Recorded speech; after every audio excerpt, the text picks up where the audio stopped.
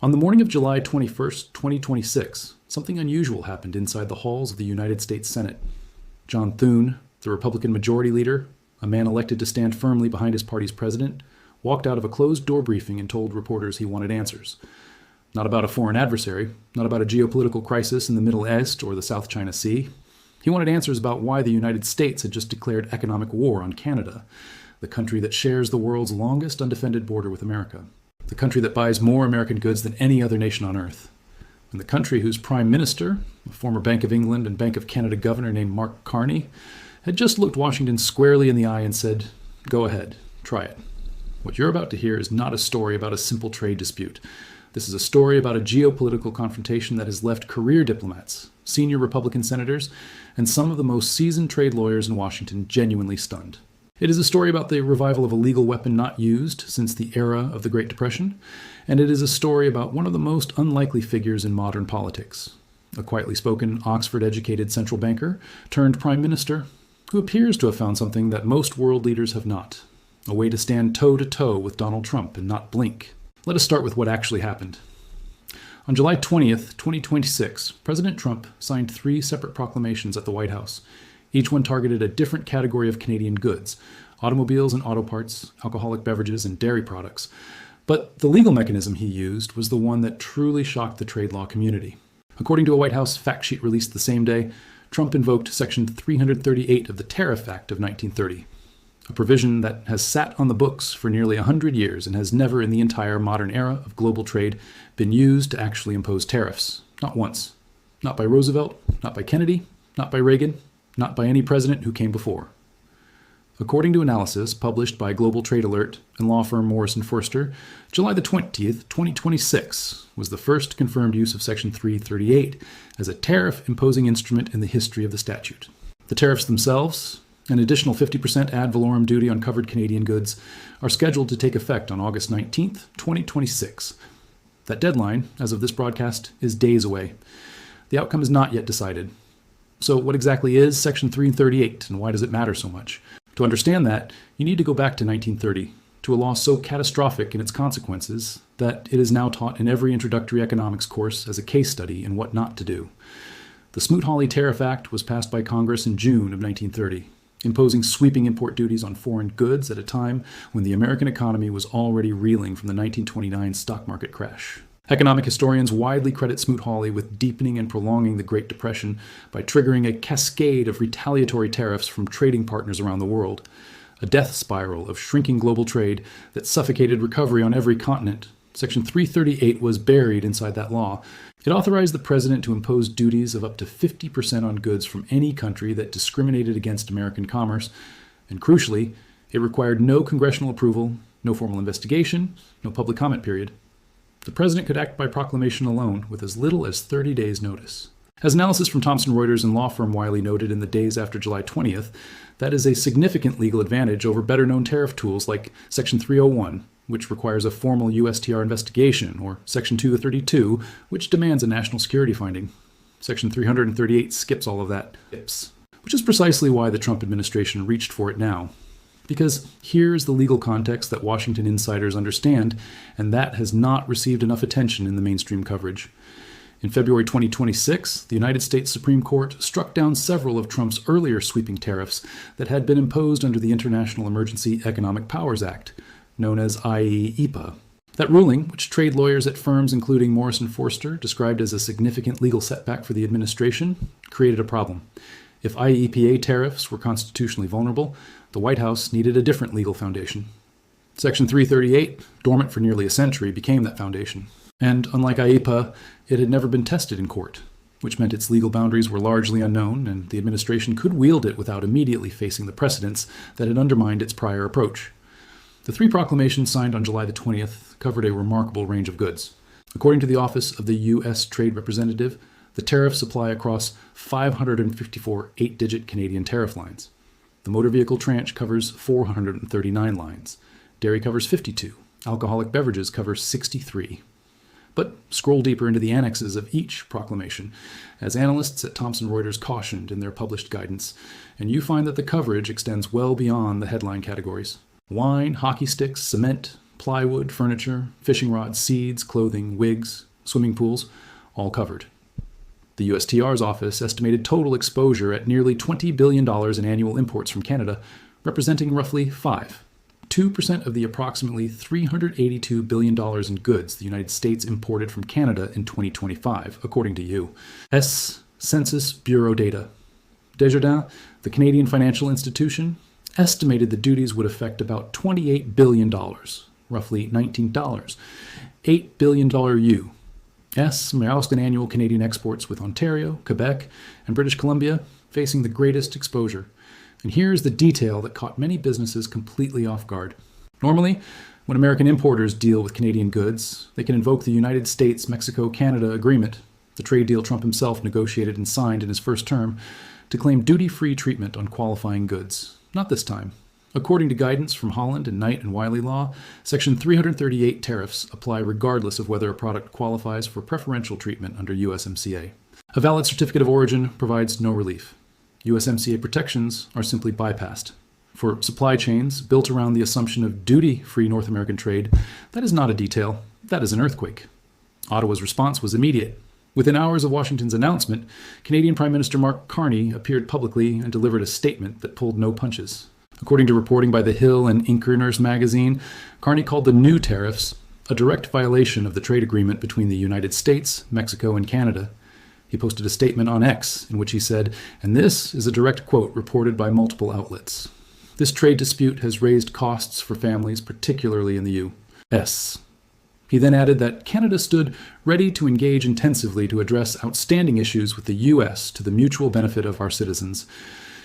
It was a statement that threaded a needle very deliberately, firm condemnation paired with an open door.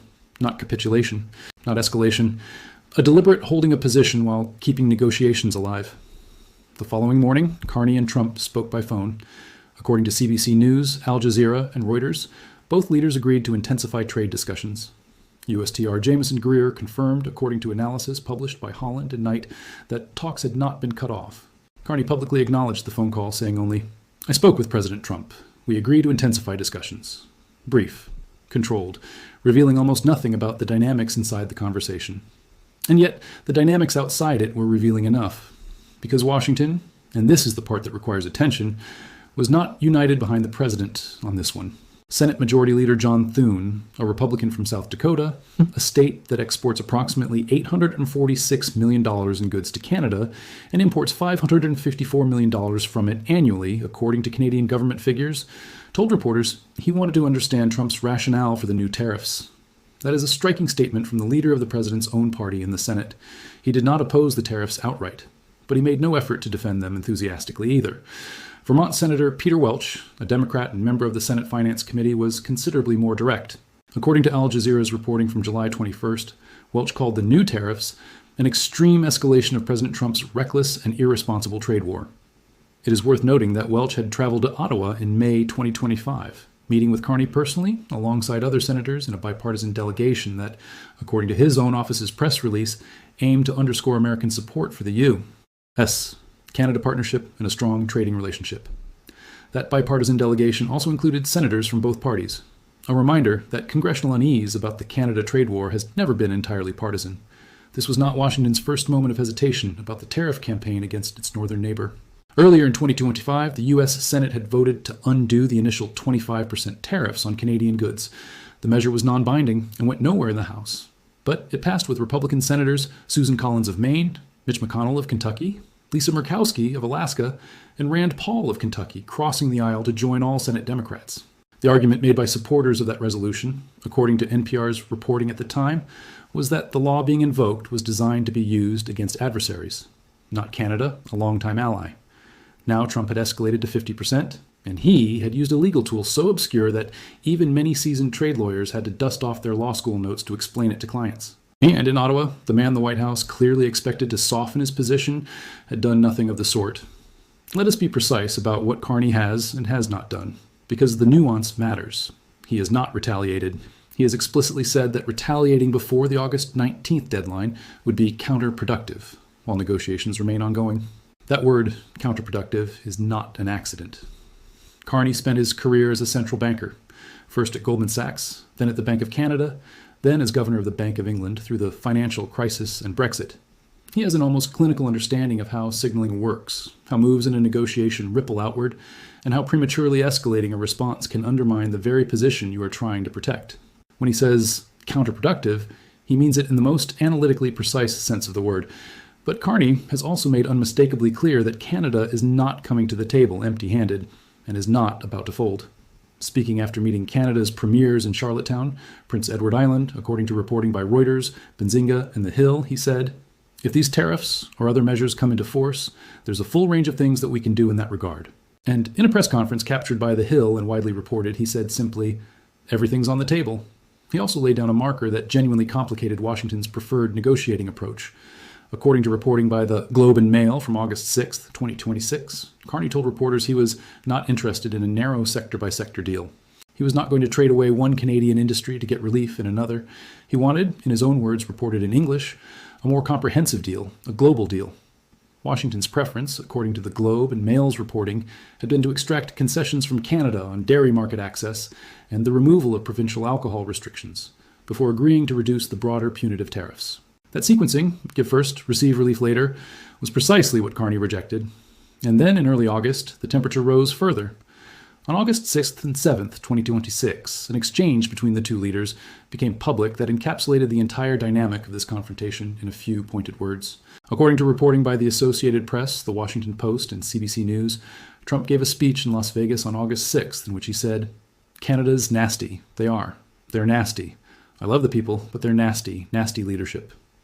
The comment was directed at Carney's government and its negotiating posture. The following day, Carney was asked about it. His response, reported in French by the AP and widely translated, was, "This is a tough negotiation. You can say nasty. But this is a question of Canadian jobs. It's a question of the future of Canadian businesses." And when pushed further, he added in English, "Whatever adjective is used, we're standing up for Canadian workers, for Canadian businesses." He was photographed smiling slightly as he said it. That contrast, Trump at a Las Vegas casino calling Canada nasty, Carney at an aluminum plant in Saguenay, Quebec, calmly talking about supply chains, is not just optics. It reflects a genuinely different theory of this negotiation. The Trump administration has, in the view of analysts, cited across multiple outlets, used the 30-day window before the August 19th deadline as a pressure mechanism to extract concessions. Carney appeared to signal publicly and directly that he understood that dynamic. Speaking to reporters and reported by Benzinga and Reuters, he observed, "Normally there's a deadline. Normally there's an outsized tariff associated with that deadline." He was, in plain language, calling the play. That observation goes to the heart of why this confrontation is being watched so closely by governments beyond North America. If Carney can hold firm, if Canada can absorb the pressure long enough that Washington blinks or softens first, that becomes a model. It becomes evidence that the tariff lever, deployed repeatedly and aggressively, has limits. If Carney folds or is forced into a lopsided deal, that too becomes a model. Evidence that the pressure works and that threatening any country with tariffs high enough will eventually break their resistance. The economic stakes could not be higher. Canada is, by almost any measure, the United States' most deeply integrated trading partner. According to analysis from Econofact, roughly 3/4 of all Canadian merchandise exports are directed to the United States, representing almost 1/4 of Canadian GDP. The sum of Canadian imports and exports represents 2/3 of its GDP, compared to roughly 1/4 for the American economy. That asymmetry is real and significant. Canada is more economically exposed to the United States than almost any other bilateral trading relationship in the world. The tariffs already imposed before July 20th, 25% on steel and aluminum, separate tariffs on autos, 35% on goods not covered by the Canada-United States-Mexico agreement after Trump raised them on August 1st, 2025, have already inflicted measurable pain. According to reporting from the Washington Times, Carney noted that existing tariffs on aluminum had contributed to a 58% increase in aluminum prices in the United States. That is not a number he cited to make Canada sound powerful. He cited it to make a point. Tariffs cut both ways. And RBC's published analysis, released in late June 2026, showed that Canada's merchandise exports to non-U.S. countries had surged by nearly 25% on a month-over-month basis in March 2025, the second largest increase in recorded history, while exports to the United States declined by 6%. Canada has, in other words, been actively rewiring its trade geography. According to research from Lexology and analysis by Export Development Canada, Ottawa has launched trade talks with India, the UAE, Indonesia, Thailand, Mercosur countries, and has been deepening ties across Europe and the Indo-Pacific. Carney visited Beijing and struck a trade stabilization deal with China. The diversification is not complete. It cannot be complete in a matter of months. But the direction is deliberate, and the data suggests it has already begun to take hold.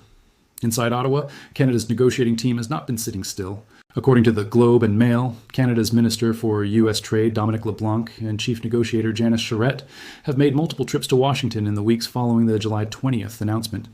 LeBlanc posted on social media that the meetings were constructive and detailed. Canadian negotiators met with Jay Timmons, CEO of the National Association of Manufacturers, a major American industry lobby, as well as with Republican Senators Kevin Cramer of North Dakota and Bill Hagerty of Tennessee. These meetings with the Republican senators are not incidental. They are part of a deliberate effort to build pressure on the administration from inside Washington's own political coalition, working the Hill while the Prime Minister holds the public line. Meanwhile, the legal machinery has also begun to move. Law firms, including Morrison Foerster, Holland and Knight, and Wiley, have all published guidance flagging that Section 338 tariffs are likely to face legal challenges in the U.S. Court of International Trade. As PBS News reported, legal experts, including Natasha Sarin, co-founder of the Yale Budget Lab, noted that the broader question of which institution holds the power to impose wide-ranging tariffs, the executive or Congress, has not been definitively resolved, and that the Supreme Court's posture following its February 2026 ruling does not favor expansive executive tariff power. According to the PBS analysis, Section 338 legal challenges are already making their way up through the courts. Whether they succeed, and on what timeline, remains genuinely unknown. What is not unknown is what Ottawa has explicitly ruled out. Speaking at Charlottetown and at multiple subsequent press conferences, Carney has made clear that Canada will not make concessions on provincial alcohol restrictions, bans and boycotts on American liquor that were themselves a response to earlier coups too. Tariffs, unless and until they are part of a broader, comprehensive agreement. He has stated that changes to those bans are a matter for the provinces themselves, but his view, stated publicly, is that they should only come as part of an overall agreement. That is not a minor technical point. It is central to the dispute, because one of the three Section 338 proclamations signed by Trump was specifically directed at the alcohol situation. The White House fact sheet stated that all but 2 Canadian provinces and territories have halted the purchase, distribution, or retailing of U.S. alcoholic beverages, and cited data showing that Canadian imports of American alcoholic beverages decreased by approximately 81%, or $582 million, comparing March 2025 to February 2026, against the same period a year earlier. That is a dramatic number, and Washington has been unambiguous that it wants those restrictions reversed. Ottawa's answer for now is not without a deal. There are also pressures building inside Canada that Carney must navigate. The Conservative opposition, led by Pierre Poilievre, has criticized Carney for not securing enough tangible results from the negotiations. According to CBC News, Poilievre said, "It's time to get results. We're calling on him to take the leverage that he has not yet squandered, take it to the bargaining table and get something in return for a change." The Conservatives, notably, also condemned the tariffs themselves. A joint statement from several Conservative shadow ministers, reported by CBC News, called Trump's latest tariffs another unacceptable and unjustified attack on Canadian workers and our businesses, and said, "Canadians are not a punching bag." That cross-partisan condemnation in Ottawa mirrors, to some degree, the bipartisan unease visible in Washington. The tariff war has made strange political alignments on both sides of the border. Perhaps most important to understand, as the August 19th deadline approaches, is what Carney has said about the moment after that deadline if no deal is reached. His language has been precise. He has said Canada is ready, has said it is focused on what it can control, and that if tariffs come into force, there's a full range of things that we can do. That range is deliberately undefined in public. It would be counterproductive, in his own framing, to announce retaliatory measures before talks have concluded. But Canada has already demonstrated it is willing to retaliate. It imposed counter tariffs on U.S. automobiles, and its provinces removed American products from government liquor shelves. The infrastructure for retaliation exists. The question is its scale and targeting.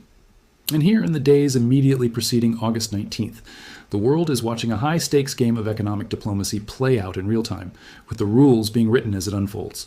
A U.S. president wielding a legal tool last considered during the presidency of Herbert Hoover, invoking it for the first time in modern history against a country that is simultaneously America's top customer, closest cultural neighbor, and most deeply embedded supply chain partner. A Canadian Prime Minister who was, just over a year ago, a relatively unknown central banker, now standing at the center of a geopolitical confrontation with implications that extend well beyond the two countries directly involved. Now, a brief and honest accounting of sources and of what remains uncertain. The confirmed facts in this script come from the following named sources. The White House fact sheet of July 20th, 2026, reporting by the Associated Press, CBC News, Al Jazeera, Reuters, The Hill, The Washington Post, PBS News, and the Globe and Mail. Legal analysis from Morrison Forster, Holland and Knight, Wiley Law, and Thomson Reuters. Trade economics research from Global Trade Alert, Desjardins, Export Development Canada, RBC Thought Leadership, and the Yale Budget Lab. Senator Thune's questioning of the tariffs was reported by The Hill. Senator Welch's condemnation was reported by Al Jazeera. Pierre Poilievre's critique of Carney was reported by CBC News.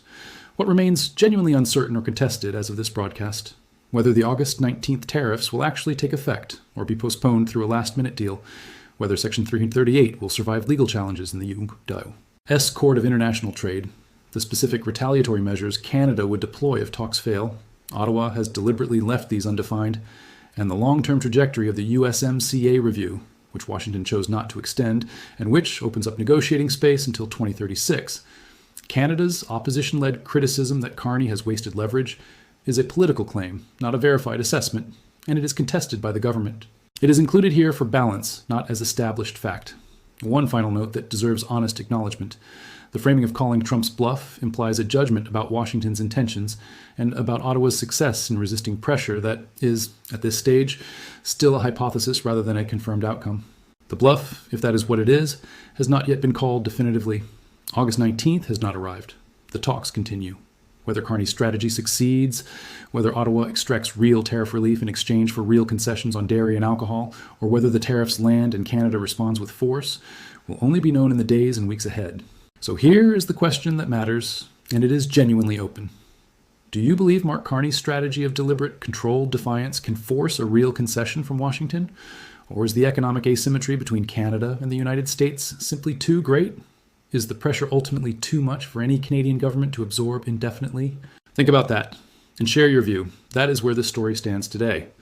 The most consequential trade confrontation between two of the world's most deeply integrated economies is unfolding in real time. The history books will record what happened next. We are watching it happen.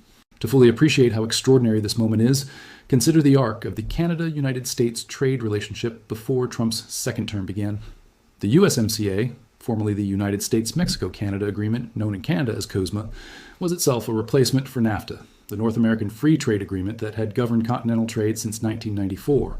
When Trump renegotiated NAFTA, in his first term, the New Deal was held up as a signature achievement. Trump himself called it the largest and most significant trade deal in U.S. history. Canadian officials who participated in those negotiations described the process as brutal. Months of brinkmanship, late-night sessions, and repeated threats to walk away. But they got a deal. NAFTA became USMCA, and trade between the two countries continued on broadly stable terms through 2021 and 2022.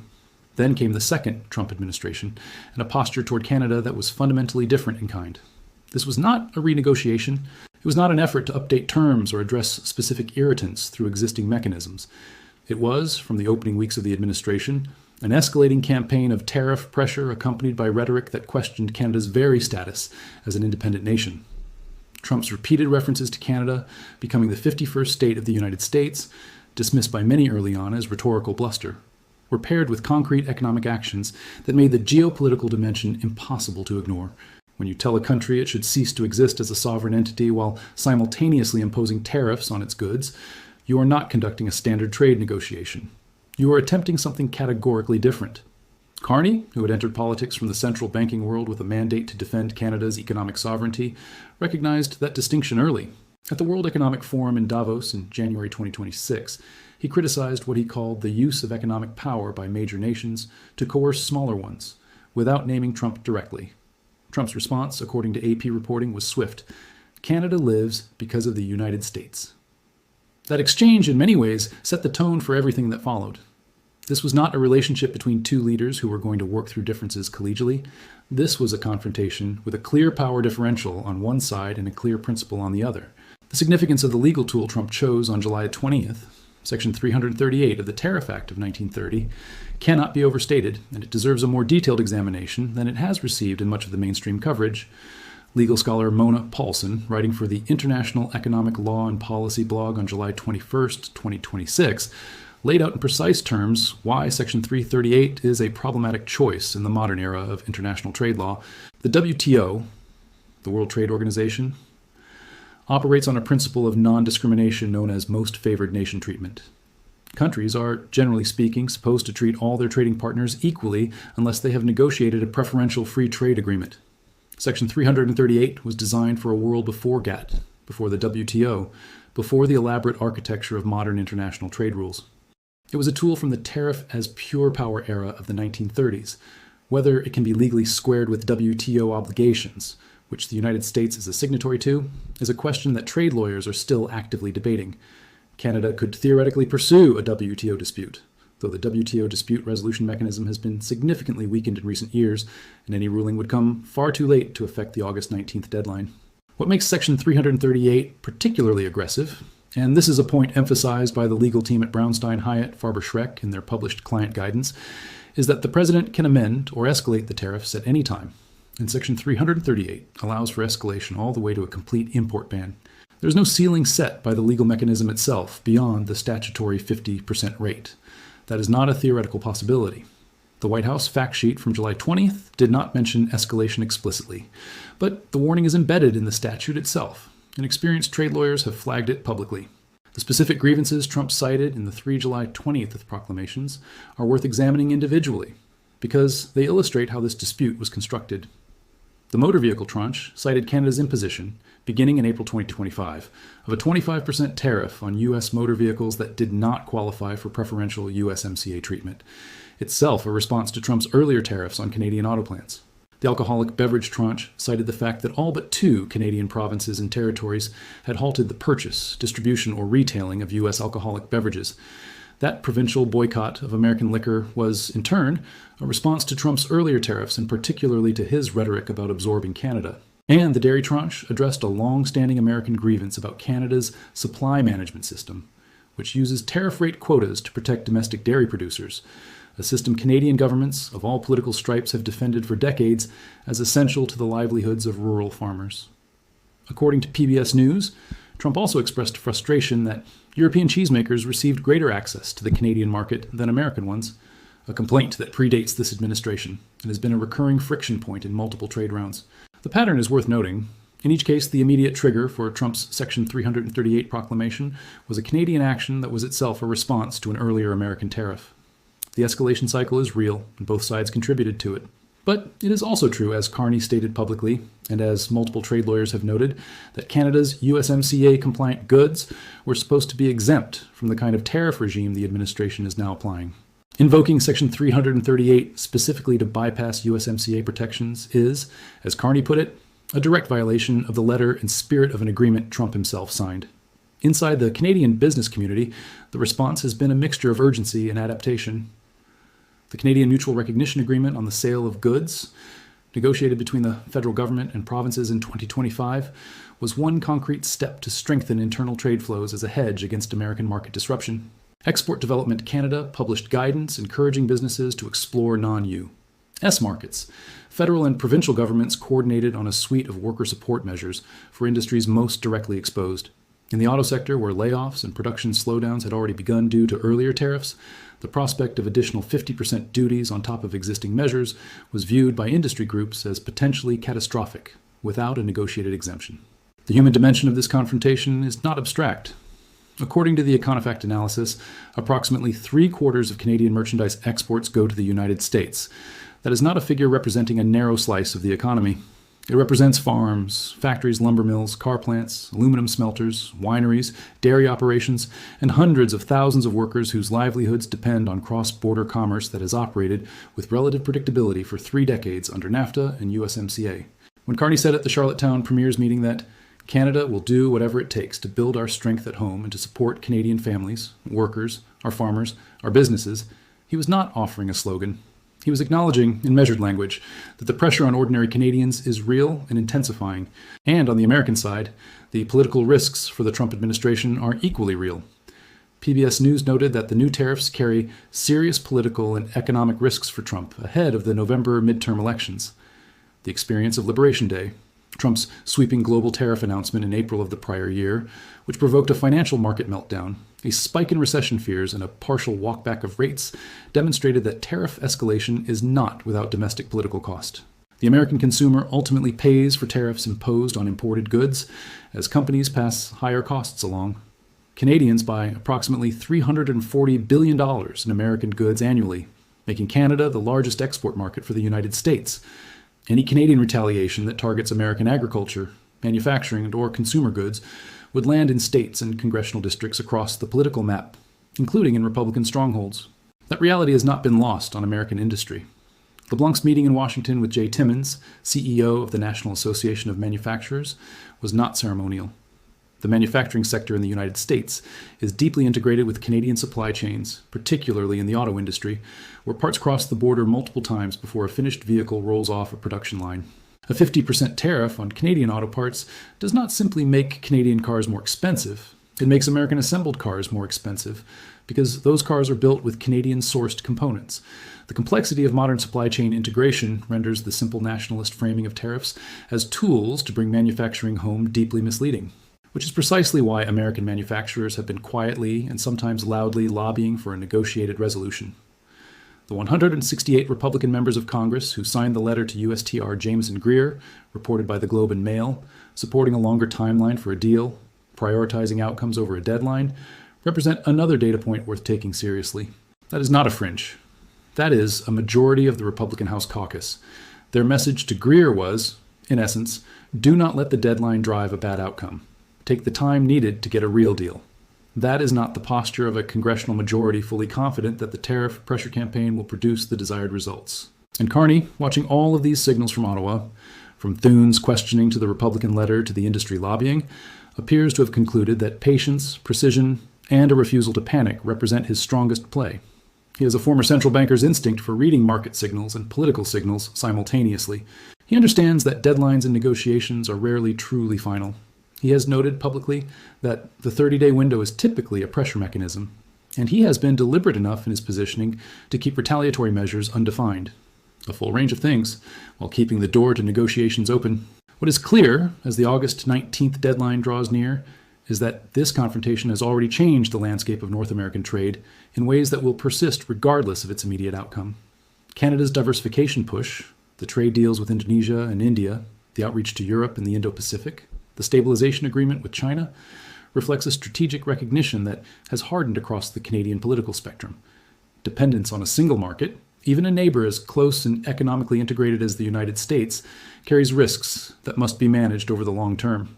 That recognition was not born in July 2026. It began forming in early 2025 when the tariff campaign commenced. But it has accelerated with every escalation, and the Section 338 proclamations may well represent the moment it became irreversible. History will eventually tell us how the story ended, whether Ottawa and Washington reached a comprehensive deal before August 19th and the tariffs were suspended. Whether they did not, and Canada responded with the retaliatory measures that Carney has kept carefully unspecified. Whether legal challenges to Section 338 succeed in the courts, and the entire tariff edifice is unwound by judicial decision. Whether the midterm elections in November shift the political calculus in Washington and prompt a change in direction. All of those outcomes remain live possibilities as of today. What is not a live possibility is that this confrontation never happened. The most powerful trade law provision in America's arsenal, dormant since the Great Depression, has been invoked against the closest ally and largest trading partner. A Canadian Prime Minister has declined to fold. Washington has been, by any honest account, surprised by the resilience of the resistance. Senators from the president's own party have asked questions they have not had to ask before. And a trade war that began with broad tariffs on steel and aluminum has evolved into something far more structurally significant, a challenge to the entire architecture of North American economic integration that took 30 years to build. That is the story.